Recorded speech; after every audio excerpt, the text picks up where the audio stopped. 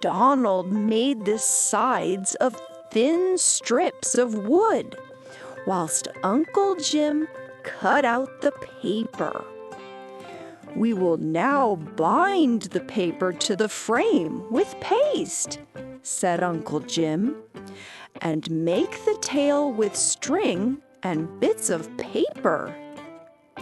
Next day, Donald and his chum had grand fun flying the kite in the park.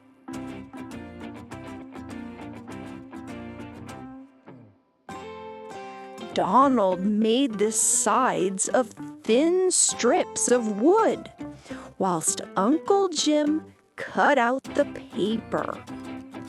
We will now bind the paper to the frame with paste, said Uncle Jim, and make the tail with string and bits of paper. Next day, Donald and his chum had grand fun flying the kite in the park.